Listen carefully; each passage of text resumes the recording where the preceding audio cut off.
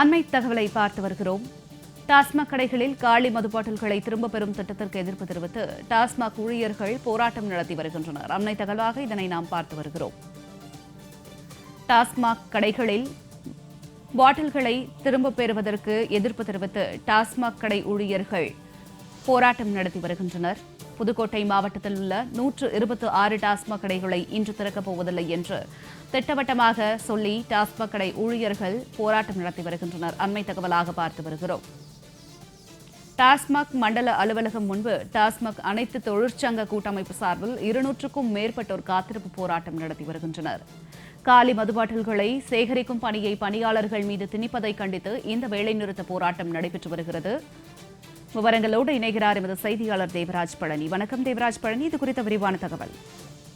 ஜனனி, காலி மதுபாட்டில்களை திரும்ப பெறுவதை கண்டித்து புதுக்கோட்டை மாவட்டத்தில் டாஸ்மாக் பணியாளர்கள் உள்ளிருப்பு போராட்டத்தில் ஈடுபட்டு வருவதாக பரபரப்பு காணப்பட்டுள்ளது. அதாவது கூடுதல் பணி சுமை மற்றும் தொற்று நோய்களை உருவாக்கக்கூடிய காலி மதுபாட்டில்கள் திரும்ப பெறும் திட்டத்தை பேச்சுவார்த்தையின் போது அனைத்து தொழிற்சங்கமும் டாஸ்மாக் நிர்வாகம் கொடுத்த வாக்குறுதியை மீறி அவசர கதியில் டாஸ்மாக் பணியாளர்கள் மீது கூடுதலாக திணித்து செயல்படுத்த முயற்சிக்கும் நிர்வாகத்தை கண்டித்து புதுக்கோட்டை டாஸ்மாக் மாவட்ட அலுவலகத்தில் உள்ளிருப்பு போராட்டம் நடைபெற்று வருகிறது. டாஸ்மாக் அனைத்து தொழிற்சங்க கூட்டமைப்பு சார்பாக நடைபெற்று வரும் இந்த காத்திருப்பு போராட்டத்தில் அனைத்து டாஸ்மாக் மேற்பார்வையாளர்கள், விற்பனையாளர்கள், உதவி விற்பனையாளர்கள் அனைவரும் கடை சாவியுடன் பங்கேற்று காத்திருப்பு போராட்டத்தில் ஈடுபட்டு வர்றாங்க. இதில் மாவட்டத்தில் உள்ள 126 அரசு மதுபான கடைகளை மூடிவிட்டு 200க்கும் மேற்பட்ட பணியாளர்கள் தற்பொழுது காத்திருப்பு போராட்டத்தில் ஈடுபட்டு வர்றாங்க.